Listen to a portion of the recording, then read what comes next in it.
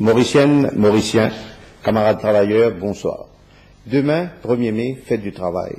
Permettez-moi tout d'abord, à cette occasion-là, souhaiter tous nos bonnes sœurs et frères travailleurs de Maurice, Rodrigue, Agalega et Saint-Brandon une très bonne fête. Et il y a beaucoup de monde qui travaillent en ce jour de fête pour assurer un service essentiel. Et il y a aussi des travailleurs étrangers qui travaillent dans nos pays. Moi, il y a une pensée spéciale pour tous ces travailleurs-là. Le 1er mai, fête du travail, est célébré à travers le monde. C'est un jour très spécial pour la classe travailleure. C'est aussi un jour qui symbolise la lutte que les travailleurs finissent mener depuis bien longtemps pour améliorer cette condition de travail et cette qualité de la vie. Le 1er mai, c'est aussi l'occasion pour nous rendre hommage à tous les grands tribuns qui finissent lutter avec beaucoup de courage, de détermination et sacrifice pour améliorer les travailleurs dans nos pays. Ainsi, nous visons une pensée spéciale pour les leaders comme Cécile Sagaram-Goulam, le docteur Maurice Curé, Emmanuel Anctil, docteur Djitou, Pandit Sadeo, Guy Rosemont, Renganaden Silivasen et les autres qui ont fait graver dans l'histoire pour cette contribution pour l'émancipation de la classe travailleure dans nos pays. Nous visons inspirer nous de la lutte pour nous maintenir nous l'objectif pour continuer à améliorer la situation des travailleurs dans nos pays. Camarades travailleurs, depuis quelque temps, nous avons évolué dans un contexte international des plus féroces. Beaucoup de pays peuvent subir les mêmes conséquences, mais à Maurice, les faits qui nous pas produire une commodité de base, nous doublement affectés par un facteur qui passe sous nos contrôles. Camarades travailleurs, dans un contexte pareil, comme un gouvernement responsable, nous finissons prendre une mesure courageuse dans l'intérêt de toute la population. Et grâce à une réforme qui nous finit enclencher, déjà, nous apercevons la lumière au bout du tunnel. Les signes de reprise économique sont bel et bien là. Les résultats, ils déjà commencent à tomber. Investissement étranger finit augmenter. Plusieurs projets finissent déclencher. Nombre de touristes finit déjà dépasse 900 000. Secteur construction en boom et sa tendance-là pour continuer.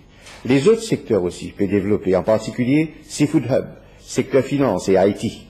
Tout cela, très prometteur pour la création d'emplois. Et très important, chômage a pu diminuer. Le taux de chômage finit sorti de 9,6% en 2005, finit tombe jusqu'à 8,5% en 2007. Et tout laisse croire que cette tendance-là pour continuer. Nous pourrons réussir dans nos objectifs pour atteindre le plein emploi dans 3 à 4 ans. Mais nous sommes aussi conscients qu'il fruit d'une réforme besoin distribuer équitablement. Gouvernement pour faire tous les efforts pour que tout le monde, en particulier les travailleurs et les autres familles, gagnent la part qu'ils ont méritée dans le gâteau national, qui peut créer avec tant de sacrifices. Entre-temps, conscient de un problème qui travailleurs besoin faire face, le gouvernement met à sa disposition, pour ceux qui, dans le besoin, plusieurs programmes sociaux à travers un welfare fund pour aider eux. Empowerment Programme et CEDA aussi a pu faire un travail remarquable.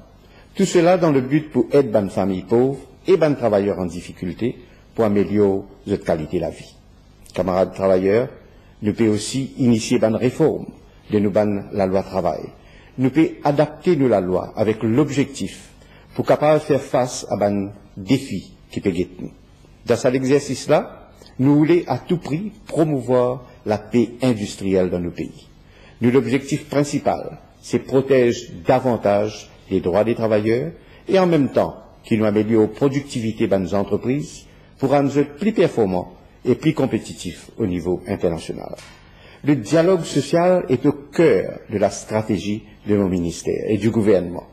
Jamais dans le passé, il y a autant de consultations, autant de discussions avec syndicats et les autres partenaires comme nous finissons aujourd'hui.